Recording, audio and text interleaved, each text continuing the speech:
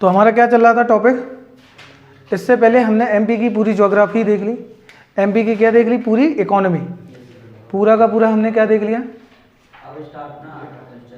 नहीं, art and culture start करने से पहले पूरा हमने सेंसस पढ़ लिया था, ट्राइब्स हो गई थी हमारी, ठीक है ना, ट्राइब्स वगैरह सब करा दिया।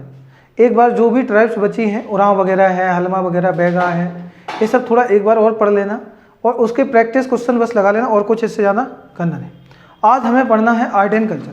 आर्ट एंड कल्चर में पढ़ेंगे क्या, लोक संस्कृति। क्या पढ़ेंगे, अरे कला संस्कृति नहीं समझे, आर्ट एंड कल्चर। तो आर्ट एमपी की है, क्योंकि एमपी चल रहा है, तो आर्ट एंड कल्चर में पढ़ने से पहले जिन्हें कहते हैं, हिंदी में शब्द बोलते हैं इसको लोक कला है। क्या बोलते हैं,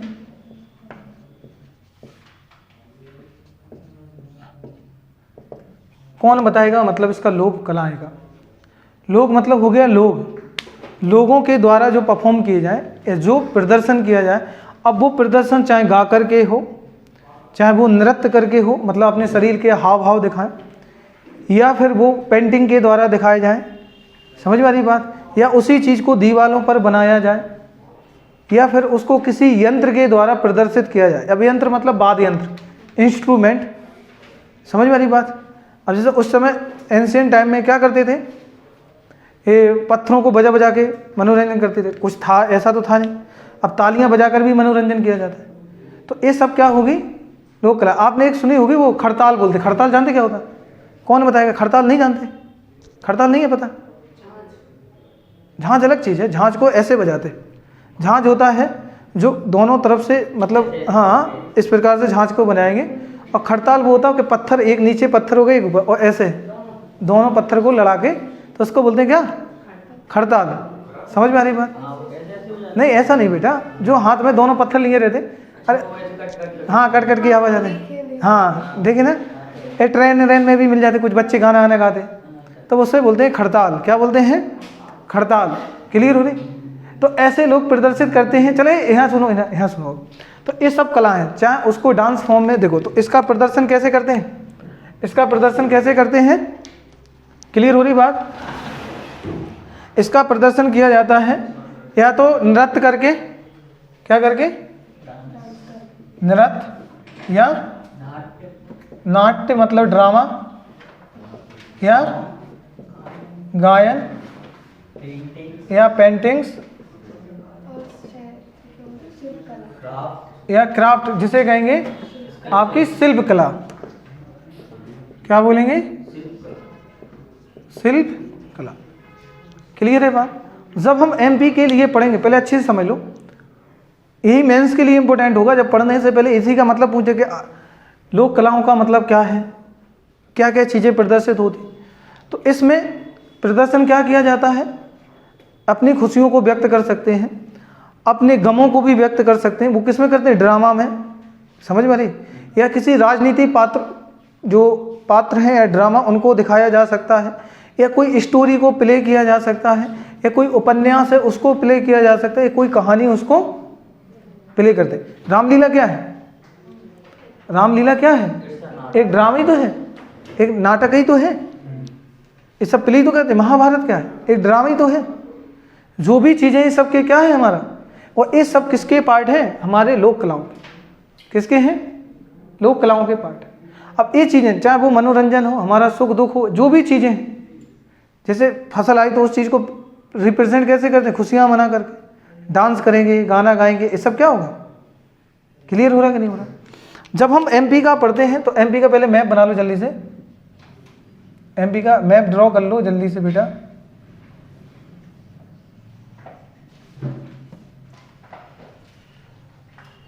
एमपी का एक मैप ड्रॉ कर लो जल्दी से, इस प्रकार से, ठीक है। जब हम एमपी के क्षेत्र में पढ़ते हैं कि मध्य प्रदेश की आर्ट एंड कल्चर, पढ़ने से पहले, तो वही सब पढ़ने से पहले हमें ये जानना है कि एमपी का ज्योग्राफिकल स्ट्रक्चर। और ज्योग्राफिकल स्ट्रक्चर आप अच्छे से जानते हो कि एमपी पूरे इंडिया के बीचों बीच में है, और इस पे सारे राज्यों का क्या पड़ता है, प्रभाव पड़ता है। जैसे अगर हम देखें तो एमपी का बॉर्डर इधर राजस्थान से लगता है, इधर यूपी से लगता है या छत्तीसगढ़ या महाराष्ट्र, इस तरफ गुजरात।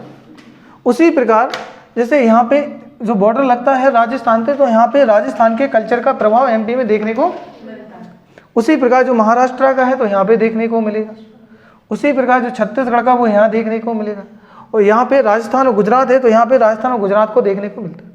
अब एमपी के जब इस क्षेत्र को पढ़ते हैं तो हमें इसको समझना कैसा, जैसे ये वाला क्षेत्र जो कहलाता, ये कहलाता बुंदेलखंड। क्या कहलाता? ये वाला क्षेत्र कहलाता है बघेलखंड, और ये वाला क्षेत्र कहलाएगा मालवा, और ये क्षेत्र कहलाता है निमाड़। तो ये 4 क्षेत्रों के आर्ट एंड कल्चर हमें पढ़ने हैं। कितने क्षेत्रों के? 4। इससे आगे कोई भी पेपर में एक्स्ट्रा कुछ नहीं पढ़ना। जब ऑप्शन में रहेंगे तो कोई भी डांस दे दिया, उन्होंने कहा ये डांस, जैसे राय दे दिया, राय किस क्षेत्र का, उन्होंने कह दिया राय किस क्षेत्र का लोक नृत्य है। क्लियर हो रही बात? तो हमें बताना पड़ेगा कि ऑप्शन में ये 4 ही मिलेंगे हमेशा। जब भी ऑप्शन मिलेंगे इस 4 के अलावा कुछ नहीं मिलेगा, क्योंकि इन 4 के अलावा है भी नहीं कुछ। क्लियर हो रहा कि नहीं हो रहा? इसको जब हम पढ़ते हैं बेटा, तो मालवा के नृत्य, नाट्य, गायन, पेंटिंग्स और शिल्प कलाएं, कुछ अपने अपने क्षेत्रों के अकॉर्डिंग कुछ चीज़ें फेमस होती हैं। जैसे मध्य प्रदेश में, जैसे स्पेशल बुंदेलखंड की बात करूं तो गुड़िया, कौन सी पेंटिंग, और वही अगर रीवा क्षेत्र बघेलखंड की बात करूंगा तो चावल का आर्ट। क्या है? चावल आर्ट की वजह से जाना जाता है, बिल्कुल। और सुपारी के खिलौने वगैरह बनते हैं, बताया था ना कैसे उसकी पेंटिंग की जाती है। तो ये अलग अलग क्षेत्रों में अलग अलग जगह पे फेमस है। तो ये कुछ स्पेशल होगा तो उसको हम अलग से पढ़ लेंगे। जैसे खराद कला वगैरह शिल्प हो जाते हैं, कहीं पे स्पेशल पीतल के बर्तन हैं, तो कहीं पे आपके मिट्टी के बर्तन हैं, तो कहीं पे चीनी के बर्तन हैं। समझ में आ रही बात? तो कहीं पे आपके स्टील के बर्तन हैं, तो कहीं पे आपके मतलब कह सकते हैं चूना पत्थर वाला सिस्टम। ये सब अलग अलग क्षेत्रों के हिसाब से होता है। उसी को हमें पढ़ने के लिए आज हमें इस क्षेत्र को पढ़ेंगे। तो जब भी कोई कला संस्कृति पढ़ेंगे तो उसका प्रभाव देखेंगे, उस क्षेत्र का डांस देखेंगे, उस क्षेत्र का हम नृत्य देखेंगे, ये सब बातों पर चर्चा करेंगे। तो आज हमें जो पढ़ना है ये 4 पार्ट में पढ़ेंगे अलग। बुंदेलखंड का अलग से है, बघेलखंड का अलग से, मालवा और निमाड़। तो सबसे पहले हेडिंग डाल लो किसका? निमाड़ का। किसका डाल लो? हम स्टार्ट कर रहे हैं निमाड़, निमाड़ क्षेत्र। अब निमाड़ क्षेत्र का पढ़ने से पहले बेटा बताओ आज था निमाड़ के डिस्ट्रिक्ट कौन कौन से आएंगे? खंडवा, खरगोन, बड़वानी, ये सब कहाँ है? निमाड़ के हिस्से। क्लियर हो रहा बात? फिर इसको भी पश्चिमी निमाड़ और पूर्वी निमाड़ बोलते हैं। क्लियर है ना? है कि नहीं? ये पता है? ठीक है। खरगोन इस तरफ है, खंडवा उस तरफ है, हाँ, और वो हो जाएगा पूर्वी। क्लियर? तो जब हम निमाड़ क्षेत्र में पढ़े और सबसे पहले हम यहाँ स्टार्ट करने जा रहे हैं, जो हमें पढ़ना है वो हम करते हैं क्या? नृत्य। क्या? नृत्य ना करो, पहले गाना गा लो। चलो हेडिंग डालो, निमाड़ के लोक गायन। क्या हेडिंग है? लोक गायन। लोक गायन। अब सुनो, सबसे पहला आता है कलगी तुर्रा, और ये पेपर में पूछ चुका है। कलगी तुर्रा पेपर में क्या हुआ? पूछा जा चुका है कलगी तुर्रा। ठीक है। कलगी तुर्रा को पढ़ने के पहले या इस टॉपिक को जानने के लिए ये होता कैसा है, एक किस प्रकार का, इसमें क्या किया जाता है ऐसा, ये मैं बता दूं, यह एक कंपटीशन सॉन्ग है। कैसा है? कंपटीशन गायन है। 2 पार्टियां होती हैं आमने सामने, और दोनों एक दूसरे, जिसे कह सकते हैं जवाबी। क्या कह सकते हैं? एक सवाल करेगा, दूसरा जवाब देगा, फिर एक सवाल करेगा, दूसरा, इसलिए इसे बोलते हैं प्रतिस्पर्धात्मक। क्या बोलेंगे? बात समझ में आ रही बात? अब कलगी तुर्रा क्यों नाम पड़ा? एक कलगी अखाड़ा होता है, एक तुर्रा अखाड़ा होता है। क्या होता है? एक कलगी होता है और एक होता है तुर्रा अखाड़ा। अब मैं इसके हिस्ट्री पे नहीं जा रहा ज़्यादा बैकग्राउंड, क्योंकि अपन वो मेंस के हिसाब से नहीं पढ़ रहे हैं या ज़्यादा डिटेल के उसके हिसाब से नहीं पढ़ रहे। अगर कुछ चीज़ें यहाँ समझनी है या कुछ बातों हमें करनी है तो हम आराम से समझ सकते हैं या कह सकते हैं। यहाँ पे क्या था कि दो गायक थे और राजा के दरबार में, तो दोनों एक दूसरे को कॉम्पिटिट कर रहे थे। तो एक तारीफ कर रहा था शिव की, एक तारीफ कर रहा था पार्वती की। तो वो बड़ा चढ़ा के शिव को बता रहे थे और वो दूसरा वाला किसको बताता था बड़ा चढ़ा के? बोले पार्वती ही शक्ति है, बोले नहीं शिव ही शक्ति है। तो दोनों में कंपटीशन चल रहा था। और जब कंपटीशन दोनों में चल रहा था तो जो महाराजा वहाँ सुन रहे थे वो देख रहे थे, न तो ये हार रहा है ना ये हार रहा है। पूरी रात निकल गई, हार कोई नहीं रहा है। क्या हो गया? पूरी रात निकल गई जवाबी में। अब राजा बैठा, अब राजा 2-4 घंटे बैठेगा। अच्छा, पूरी रात निकल गई, हारता हुआ कोई नहीं दिखाई दे रहा है। दोनों कैसे हैं? बराबर। तो इसलिए दोनों को क्या कर देते हैं? विजेता घोषित। क्या? आप दोनों जीते। तो जो राजा सर पे पहनता ना, जैसे उनने जो मुकुट पहना उसको तुर्रा बोला, और कलगी मतलब जो उस पर लगी रहती डिजाइन लगाने के लिए, तो एक को गिफ्ट में दी कलगी, एक को गिफ्ट में दी, तो इसका नाम पड़ा कलगी। क्लियर हुआ बात? नहीं आया समझ में? तो पहले तो पूछेगा एक किस क्षेत्र का गायन है, तो निमाड़ का गायन है। क्लियर? फिर पूछेगा या क्या होता, इसमें कंपटीशन होता है। पड़ोसन को देखी ना मूवी, एक तरफ महमूद है और एक तरफ कौन है? किशोर है, किशोर कुमार है, सुनील दत्त है। ए चतुर नार करके सिंगार बड़ी होशियार है, मन के द्वार बड़े खुलत जात।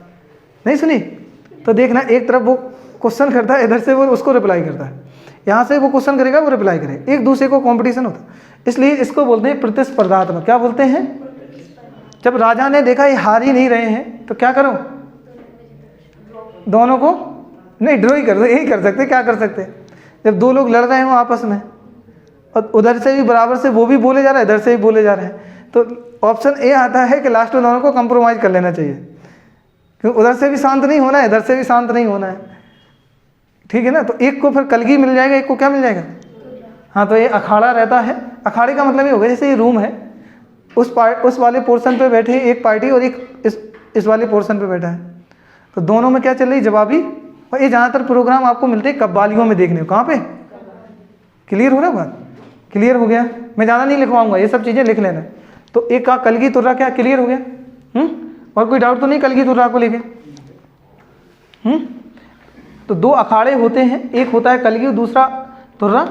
और इसमें जो होती है चंकी थाप, चंकी थाप का मतलब है, चंग एक मतलब इंस्ट्रूमेंट होता है। क्या होता है? इंस्ट्रूमेंट, ऐसा बजाते हैं ढपली टाइप का। क्या रहता है?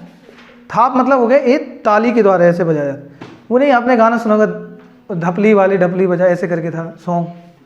वो बीच में पूरा ओपन, बीच में पीछे खाली रहती प्लेट टाइप की। अरे जैसे प्लेट रहती, प्लेट को उल्टा कर लो, बजाओ एक तरफ से पकड़ के, तो चंकी था ऐसे ले लेंगे, बजाएंगे होगा एक दूसरे को, तो इसे बोलते हैं कलगी तुर्रा। किसी का डाउट तो नहीं? प्री के हिसाब से पढ़ना है, मेंस के हिसाब से बहुत डिटेल से पढ़ाऊंगा। अभी बस इतना रखो कि कलगी तुर्रा किस क्षेत्र का है और एक किस प्रकार का एक सॉन्ग है, किस प्रकार का एक गायन है। Is that clear? किसी का डाउट नहीं? आगे चलें। कलगी तुर्रा हो गया। आगे आते हैं संत सिंगा जी। कौन सा आता है? इन्हें निमाड़ का संत कहते। क्या कहते? संत सिंगा जी। और ये पूरे खंडवा खरगोन इस क्षेत्र में, ये पूरे इस क्षेत्र के एक कह लो सूफी और संत है। इसका कोई हिंदू मुस्लिम से कोई लेना देना नहीं है। क्लियर हो रहा बात? और संत सिंगा जी ऐसे कॉम्पिटिटर थे, ऐसे गायक थे, मतलब इस क्षेत्र के कि बहुत ही फेमस थे। सभी इनको बहुत मानते थे, बहुत मानते थे। तो इस क्षेत्र में सबसे ज़्यादा फेमस कौन है? संत सिंगा जी के गायन। और ये स्पेशल होता है भजन कीर्तन जैसा। कैसा होता है? भजन कीर्तन। ये जो इसकी शैली है, जैसे इसका मैंने कहा एक कंपटीशन वाली है, और ये कैसी है? भजन, ईश्वर में मस्त हो जाना। क्योंकि संत सिंगा जी क्या थे? पहले दुनियावी मतलब औरों की चीज़ों के प्रोग्राम क्या करते, जैसे राजा के दरबार में। जब फिर इनको एक संत मिलते हैं, और संत इनको ऐसे, वही बात है ना कि जब तक कोई इंसिडेंट ना हो तो हम जब तक काम नहीं करते अच्छे से। संत मिले, संत ने कहा इनसे, एक संत मिले और इनसे संत सिंगा जी से बोला, बाद में संत पढ़े, सिंगा जी से कहा कि ये तू अपने आसपास से जो चमक देख रहा है, इतने लोगों की भीड़ देख रहा है, इतना पैसा नाम शोहरत देख रहा है, सोच ला अंतिम समय आएगा तो क्या होगा तेरा। अब वो सिंगा जी बात नहीं समझ, जब रात में पहुंचे अकेले में सोची, जब सोचा बोले मैं ये सब कमा लूँगा फिर ये किस काम का होगा मेरे, जब मैं मर के जाऊँगा कुछ नहीं होगा मेरे पास इधर। उसी दिन से उनने सब त्याग दिया और ले लिया मृदंग। क्या ले लिया? ऐसे मृदंग होता ना, बजाते वो टू टू की आवाज़ आते, पतला सा एक हाथ से बजा दे तो लेके, नहीं मृदंग क्या होता है? मृदंग ढोलक की तरह होता है, सॉरी ढोलक सुनो ऐसा होता है। ढोलक होती इस प्रकार से पूरा बनाई ढोलक। सुनो, अरे एक मिनट, अरे पहले सुन तो लो, अरे पहले सुनो तो, सुन ही नहीं रहे हो, उसी चक्कर में बन नहीं रहा है वो।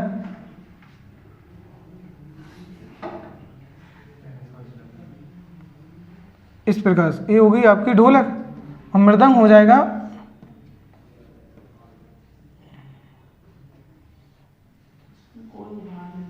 ये पतला था, ठीक है। उसी ढोलक के आगे वाले हिस्से क्या कर दो, पतले जैसे बढ़ा दो उसको, तो पतला ढोलक ये होती है और मृदंग ये होता है। इसको बजाया और बजाते बजाते रास्ते रास्ते पर क्या करते रहते थे, भजन गाते रहते थे। आज भी इस क्षेत्र में इनके भजन कीर्तन क्या है, फेमस है। इतना क्लियर बन जाएगा। तो ये है संत सिंगा जी के गायन। क्लियर हो गया कि नहीं हो गया? किसी का डाउट है कोई? तो ये हो गया दूसरा, जिसे कहेंगे संत सिंगा जी के गाने। अगला है निर्गुड़िया। अगला कौन सा है? निर्गुड़िया। तीसरा लिखो, निर्गुड़िया। इसी को बोलेंगे नारदीय। क्या बोलेंगे?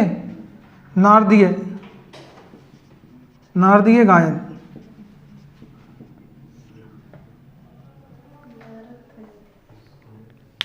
नारदीय मतलब ये नहीं नारायण नारायण कर दे। हाँ, ब्रह्मा जी के बेटे हैं शायद। किसके? हाँ, ब्रह्मा जी के बेटे हैं नारद। मैंने हर जगह इन्हें बोलते हैं मैसेंजर। जब खबर को ये सबसे, ये मान लो, हाँ ये रिपोर्टर हैं उस समय के। हाँ, यही है अंजना ओम कश्यप, ठीक है। एक जगह की न्यूज़ दूसरी जगह कब भेजना हो, तुरंत फास्टेस्ट। यहाँ क्या हो गया है? बोले तुम यहाँ सब चुपचाप बैठे हो, वहाँ देखो क्या हो गया है, तुम यहाँ शांत हो। चलो वो छोड़ो। निर्गुणिया का मतलब रहता है निर्गुण आकार। निर्गुण का मतलब क्या हो गया? जिसका कोई रूप ना आकार हो। ईश्वर का कोई ना रूप है ना आकार है। इसमें कौन आएंगे? संत कबीर। कौन आएंगे? बात समझ में आ रही? और कौन होंगे? मीरा। ईश्वर का कोई आकार नहीं है, ईश्वर क्या है? निराकार। तो वो लोगों ने ये गीत गाए जो ईश्वर को किस रूप में मानते हैं? निर्गुण आकार में या निराकार में मानते हैं। उनके गीतों को कहा गया निर्गुणीय। क्या कहा गया? और इन्हीं को बोलते हैं नारदीय गीत। बात समझ में आ रहा है? बात क्लियर है कि नहीं? और ये भी एक भजन शैली। कैसी शैली में है? और इसके साथ जो यूज किया जाता है वो यूज किया जाता है आपका एक तारा। क्या किया जाता? नारद के हाथ में देखते हो ना, हाँ ऐसे करते रहते एक, हाँ एक तारा। तो उसे बोला जाता है, जो इंस्ट्रूमेंट है उसे बोला जाता है एक तारा। क्लियर है? अगला देखो, इनको मैं और अच्छे से डिटेल से पढ़ाऊंगा। अभी बस आप मेन समझ लो प्री के हिसाब से, बहुत डिटेल से पढ़ाऊंगा एक एक चीज़। अभी बस इनको एक अच्छे से समझ लो। इतना क्लियर हो गया? जितना पूछेगा कहाँ होगा, हाँ बस इतना पूछेगा। और पूछेगा किस क्षेत्र का है, किससे संबंधित है। क्लियर हो रहा है? डिस्ट्रिक्ट पूछ ले, जगह का नाम पूछ ले, और लोकेशन, क्षेत्र जरूर पूछता है, मालवा का, निवाड़ का, बुंदेलखंड वगैरह। हाँ, और इनके वाद्य यंत्र कौन से, अगर कोई इनसे कोई इंपॉर्टेंट कोई पर्सनालिटी जिनकी वजह से फेमस हुआ, जैसे राई है, राई किसकी वजह से फेमस हुआ? रामसाह पांडे। तो ऐसे लोगों के नाम पढ़ लेना, सबके ज़्यादा नहीं पढ़ना, ठीक है ना? क्या? हाँ, सागर के थे। अगला लिखो, अगला वाला लिखो। अगला है नाथपंथी। क्या? नाथपंथी, नाथपंथी गायन, ठीक है। क्या है? नाथपंथी गायन। ये भी जो शैली है, ये भी भजन शैली। कैसी शैली है? भजन। अब इसमें कौन है नाथपंथी में? कोई गोरखनाथ, भैरवनाथ, हाँ ये नाथ नहीं समझे। ये नाथपंथी थोड़े अग्रेसिव टाइप के होते हैं। कैसे होते हैं? थोड़े कट्टरपंथी टाइप के, हाँ जल्दी से। इसी के तो हैं योगी आदित्यनाथ, नाथपंथी के। किसके? हाँ, और नाथपंथी किसकी शाखा ब्रांच है? शिव को मानने वाले। किसको मानने वाले? शिव को मानने वाले। इनकी ब्रांच के कौन कौन लोग थे यहाँ के? तो इसके लोग थे भर्तहरि। कौन? उन्हीं को बोलते हैं भर्तहरि गायन। क्या बोलेंगे? बात समझ में आए? तो इसी क्षेत्र में तो क्या होगा? भरतरी लिखो, कौन कौन है? भरतरी हो गए, कबीर हो गए, और कौन हो गए? और गोरखनाथ। कौन कौन? भरतरी, कबीर और गोरखनाथ। ठीक है, भरतरी, कबीर और बेटा कौन सा? गोरखनाथ। क्लियर हो रहा कि नहीं हो रहा क्या बता रहा हूं मैं आपको? डाउट तो नहीं किसी का भी? तो ऐसे पूछे कलगी तुर्रा किस क्षेत्र का है, किससे संबंधित, तो बता देना प्रतिस्पर्धात्मक है, कंपटीशन वाला। हाँ वही वाले हैं। ठीक है, निर्गुणिया नारदीय, तो ये बता दो। फिर है नाथपंथी, नाथपंथी वो जो नाथपंथ जो शिव को मानने वाले होते हैं। तो ये सब हो गए क्या? हाँ तो कुछ यहाँ पे भी आता है, एक ही क्षेत्र में क्यों आएगा? भरतरी गायन इसको भी मानते, पंथी तो यही थे क्योंकि उनने शिक्षा दीक्षा किससे ली थी? गोरखनाथ से। किससे? उनने ही तो कहा था आओ, फिर उनने आके तपस्या की। नहीं समझ में आ रही बात है? तो इसलिए बोलते हैं क्योंकि भरतरी शिष्य किसके हैं? गोरखनाथ। तो अब उनको मानने वाले समझ लो ना, तो उन्हीं को गाते भरतरी। और ये सब जैसे भरतरी वही पढ़ाया था, उनकी बीवी किस प्रकार से, वही एक स्टोरी। हाँ, तो वो भी बोले सब दुनिया मोह माया है, कोई अपना नहीं है। इनने फिलॉसफी पढ़ ली थी बहुत तेज, जैसा अभी पढ़ा रहा था। इनने भी देखा वही स्टोरी सेब की, क्या है कि सेब दिया इनको एक ऋषि ने कि तुम हमेशा क्या रहोगे? ऐसे ही रहोगे यंग, और हमेशा अमर रहोगे, मतलब यंग रहोगे, एजेड नहीं होगे।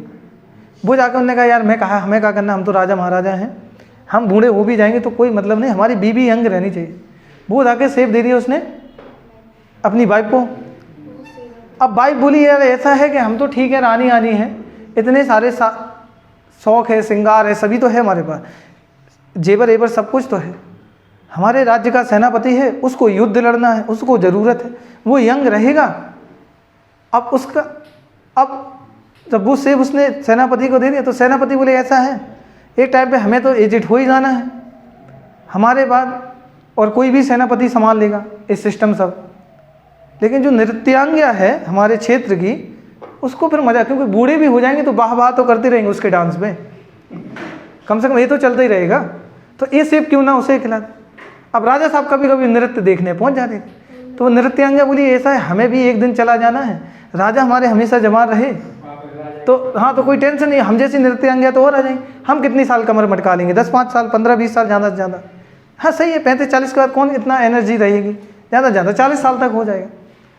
राजा को राजा साहब का आया वही सेब, राजा साहब का दिमाग कि ये आया कहाँ से।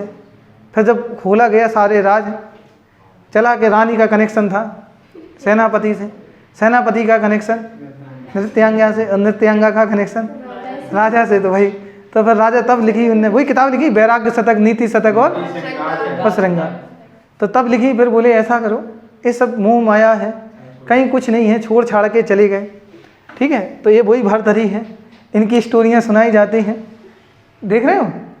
तो ऐसी मोह माया है, छोड़ दो सब, काहे के लिए पढ़ रहे हो, फिर करो पढ़ाई वढ़ाई बंद, निकल जाओ जंगलों में, करने लगो तपस्या, अपन काहे के लिए पढ़ रहे हैं। चलो देखो, तो एक क्लियर है। अगला है, अगला लिखो बेटा, अगला वाला मसान्या, कौन सा? मसान्या, इसी को बोलते काया खोजी, क्या बोलते हैं? इसी को बोलते हैं चेतावनी, क्या?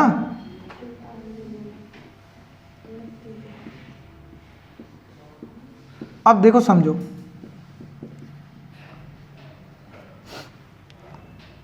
मसान्या, काया खोजी, मसान्या का मतलब क्या होगा? बट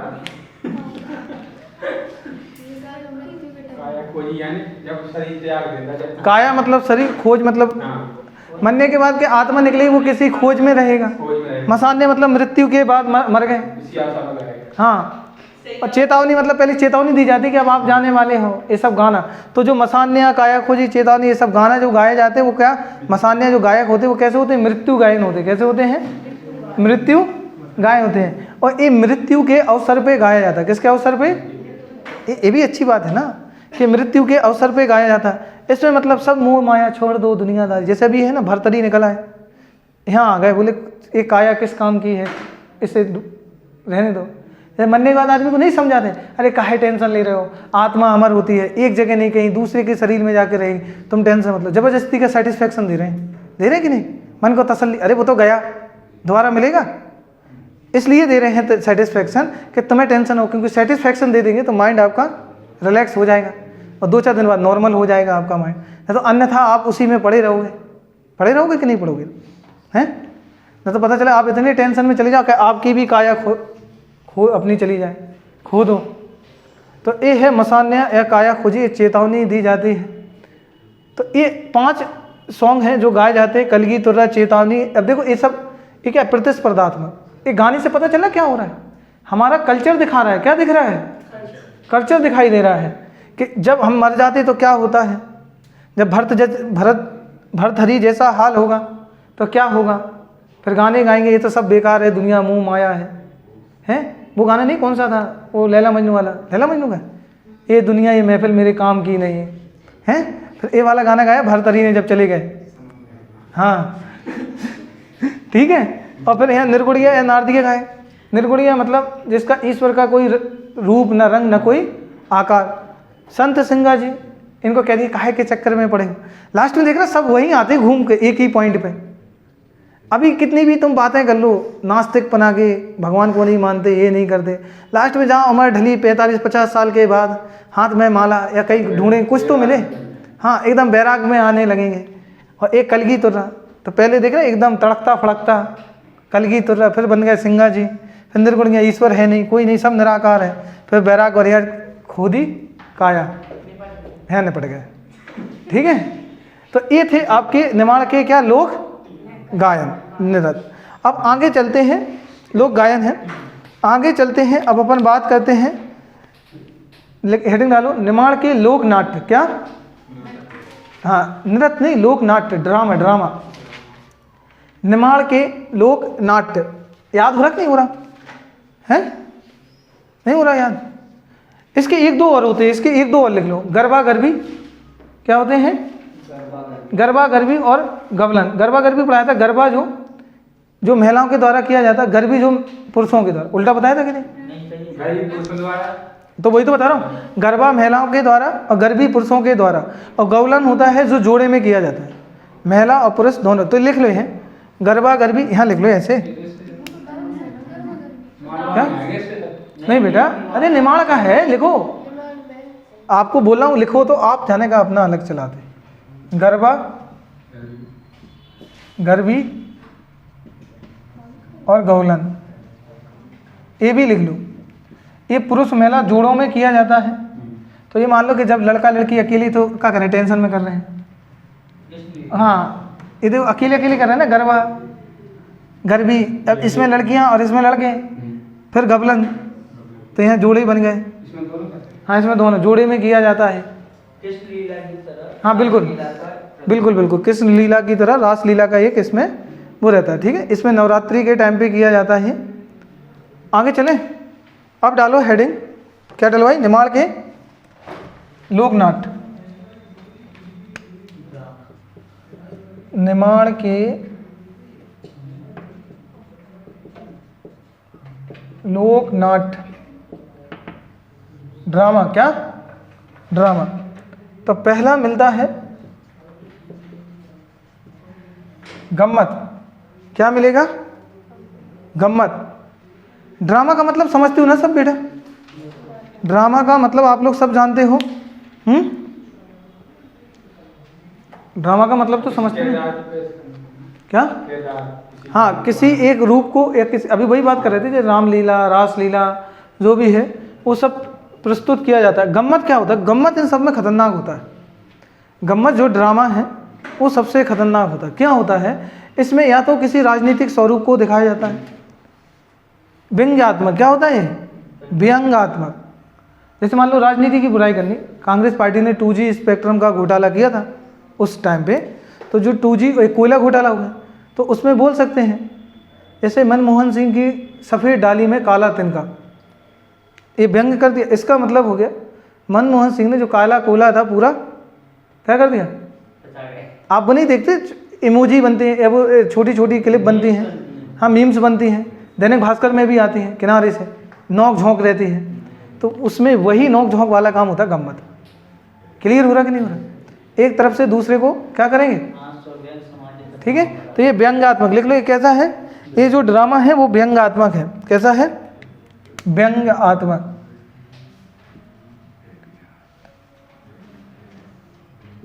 व्यंग्यात्मक। इतना क्लियर है कि नहीं है? क्लियर है कि नहीं है? चलो अगला देखो। अगला आप लोगों ने सुना होगा खमरास। क्या सुना होगा? इसी को बोलते हैं रासलीला। क्या बोलते हैं?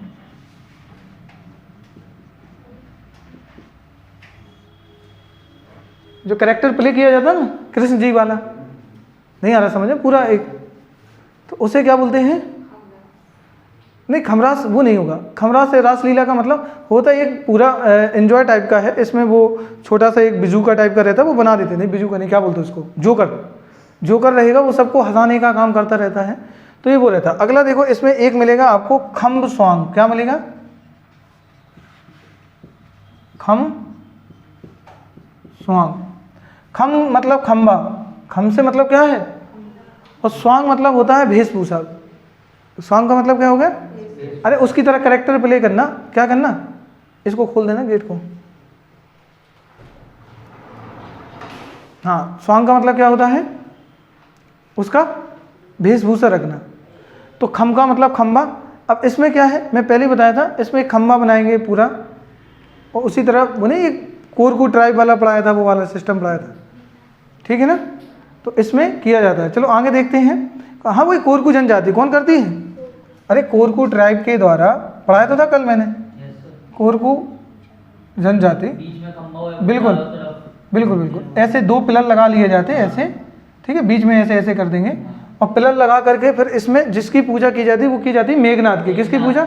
एक बार मैंने बताया था, जब कोरकू जनजाति क्या थी, मतलब हाँ समस्या है, प्रॉब्लम में थी, तो उस समय मेघनाथ ने इनको बचाया था।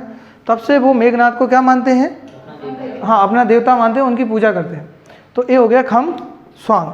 अगला होता है, ये तुम लोगों ने सुना होगा, ठोट्या। क्या? ठोट्या, ठोट्या। चलो इसको बताओ। और एक किया जाता है लड़के वालों के यहाँ। किसके यहाँ? जब शादी होती है, जब शादी हो जाती है, मतलब शादी हो नहीं जाती, जब बारात जाती है लड़की वालों के यहाँ, तो लड़के वालों के घर पे जो उनकी लेडीज बचती हैं, क्या बोलते हैं? अपने अपने क्षेत्र में अलग अलग बोलते हैं। क्या बोलते हैं वहाँ? रीवा में क्या बोलते हैं? जिदवा। हाँ, तो रीवा में क्या बोला जाता है, या मतलब बघेलखंड में जिदवा बोला जाता है। अपने यहाँ क्या बोला जाता है? हाँ, क्या बोलते हैं? हर एक क्षेत्र में अलग अलग बोला जाता है। जल्दी बताओ। अरे यहाँ बताओ ना। हाँ, औरतें करेगी ऐसे, उनको गंदी गंदी गालियाँ देंगी, रुका रुका के आदमी को परेशान करती हैं, ठीक है। क्या अपने यहाँ क्या बाबा बोला जाता है? हाँ, बुंदेलखंड में अलग अलग है, कहीं माई बाबा ऐसे करके अलग अलग चलते। जिंदवा क्या वहाँ क्या बोलता है? जिंदवा। तो बघेलखंड में जिदवा बोला जाता है। तो इसका नाम अलग अलग क्षेत्रों में अलग अलग होता है। क्लियर हो गया? ये वही ठोटिया है, ये वही जिंदवा है। जब बघेलखंड में पढ़ेंगे तो इसको जिंदवा पढ़ेंगे। और एक किया जाता है जब सभी के यहाँ होता, मुस्लिम में तो नहीं मिलता, मुस्लिम में नहीं किया जाता, लेकिन हाँ ये नहीं किया जाता, वो ठीक है। क्या? हाँ, जो भी होता हो, डंडे अंडे, अच्छा डंडे नहीं, बेलन नीलन वगैरह। हाँ, पुरुषों का रूप रख लेती हैं और पैसे भी मांगती हैं। क्या इनने दिए थे पैसे का? तो मांग रही, ले आओ बैंक में जाओ। किसी किसी के यहाँ बाहर मतलब होता, किसी किसी के यहाँ घर में होता। वो ठीक है, अपना अपना कल्चर है, ठीक है। तो फिर पैसे तो जेंट्स ही से वसूल हो रहे हैं। जिनके यहाँ मतलब बाहर मतलब जाते जगह नहीं, मैंने तो देखा है 1-2 जगह, मैंने देखा जेंट्स ही से पैसे वसूल करते हैं। रोड पे ऐसे लगा लें, कभी कभी जो बाहर खेलते तो रोड पे पूरा रास्ता रोक लें। हाँ, 2, 10, 20 रुपये, 50 रुपये, जितना भी मिले। हाँ ठीक है, जहाँ जैसा होता हो, लेकिन मैंने जो देखा मैं वो बता। तो इसको बोलते हैं ठोट्या। क्या बोलते हैं? ठोट्या। बन जाएगा है। अगला है पाती स्वांग। क्या? पाती स्वांग। पाती स्वांग किया जाता है गणगौर पर्व पर। किस पर? गणगौर पर्व। गणगौर का जो फेस्टिवल होता, और ये फेस्टिवल स्पेशल, इसमें क्या होता है सुनो। पाती मतलब होता है, ये भी क्या है, महिला प्रधान है, स्त्री है, स्त्रियां इसको करती। कौन करती हैं? महिलाएं करती। कौन करती हैं? इसको महिलाएं करती हैं। और इस शिव पार्वती की कथा। क्या है? शिव पार्वती कथा। ठीक है। तो शिव पार्वती कथा है और ये स्त्री परक सॉन्ग है। क्या है? स्त्री परक स्वांग। स्वांग मतलब होता वेशभूषा। क्या होता? अरे बेटा शोर मत करो, आप लोग शोर मत करो। तो क्या होता? शिव पार्वती कथा गणगौर पर्व पर क्या होता? और ये किया जाता पाती सॉन्ग। सॉन्ग का मतलब है कि नाटक, वही ड्रामा। उसी तरह कोई शिव बनेगा, कोई पार्वती बनेगा, ये पूरा एक ड्रामा करेंगे। उसी ड्रामा को प्ले करने का काम करते हैं, उसे बोलते हैं पाती सॉन्ग। एक होता पानवाड़ी सॉन्ग। क्या होता? पानवाड़ी स्वांग। देखो सॉन्ग नहीं, स्वांग, पानवाड़ी। ये कौन बताएगा मुझे? ये अलग अलग कल्चर है, ये निवाड़ी क्षेत्र का है। तो पानवाड़ी सॉन्ग में इसमें क्या होता है, जब ये भी वो लड़के वालों के यहाँ होता है। ऐसा कहा जाता है कुएं से जब पानी आनी भरने जाती हैं लेडीज, ऐसे मतलब कलश अलस लेकर के, तो बाड़ी का मतलब बावरी। बाड़ी का मतलब क्या है? बावरी का मतलब क्या हो गया? बावरी मतलब कुआ, और पान का मतलब पान। तो पान खिलाया जाता वहीं कुएं के पास जाके, तो इसे बोलते हैं पानवाड़ी स्वांग। क्लियर? ऐसे गाते हुई जाएंगी, ठीक है। वहाँ एक रोल प्ले करेंगे ऐसे खड़े के। हाँ वही कुआ पूजन के टाइम, वही तो बोलते कुआ पूजन सिस्टम। नहीं समझ में आ रहा? तो वही यही तो ये है पानवाड़ी सॉन्ग। तो इतने सारे लोकनाट्य ड्रामा किए जाते किसमें? निमाड़ क्षेत्र में। तो कौन कौन देखा? गम्मत देखा, व्यंगात्मक है। इसमें वही जो भी चीज़ें करेंगे तो उसको क्या करेंगे? व्यंग्य करेंगे, बिल्कुल। कटाक्ष करना। रास लीला खमरास पता ही है क्या है, ठीक है। खम्ब स्वांग कोरकू ट्राइब करेगी, मेघनाथ ठोटिया, ठीक है। पाती स्वांग गणगौर पर्व पर, और पानवाड़ी स्वांग। इतना क्लियर है सबका। नेक्स्ट चलते हैं। क्या पढ़ लिए? गायन हो गए, लोकनाट्य हो गए। अब आते हैं हम लोग क्या? नृत्य। क्या? डांस। हेडिंग डालो जल्दी से। निमाड़ के लोक नृत्य। हेडिंग डालो। याद हो रहा कि नहीं हो रहा? निमाड़ के लोक नृत्य। अच्छे से पढ़ लो, मैं बार बार नहीं पढ़ाऊंगा फिर। तो इसमें सबसे पहले होता है पहला गणगौर नृत्य। क्या होता है? जो गणगौर पर्व पे किया जाता है ना, तो कौन सा होता है? गणगौर नृत्य, ठीक है। हाँ शिव पार्वती को समर्पित रहता है। किसको रहता है? लेकिन ये स्त्री ही करती है। शिव भी बनेगी स्त्री, पार्वती भी।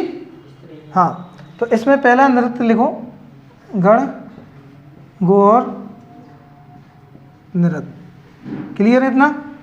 अगला लिखो काठी नृत्य। क्या? काठी मतलब लकड़ी वाला, ठीक है ना।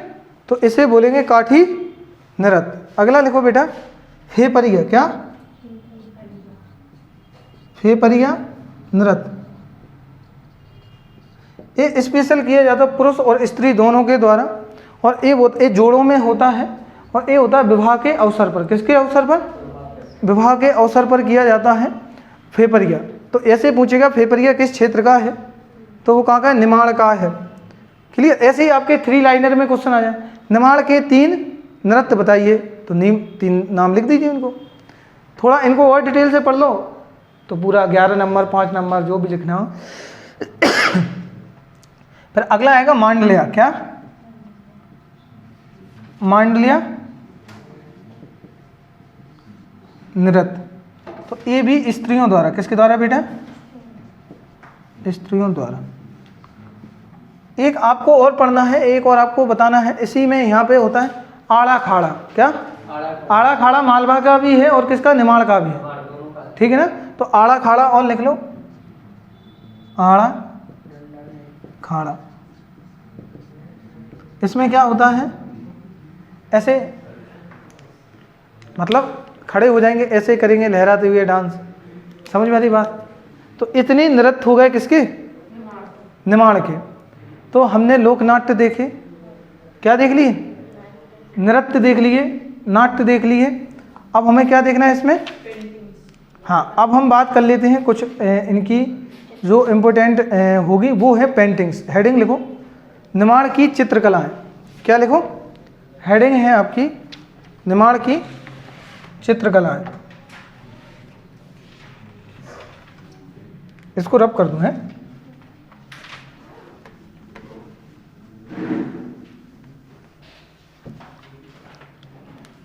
आप लिखो चित्रकला।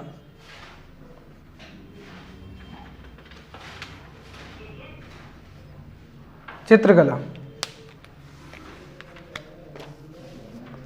तो चित्रकला में लिखो इसका बेटा, चित्रकला में सबसे पहले जो मिलती है हमें मिलती है जिरौती। क्या मिलती है? जिरौती।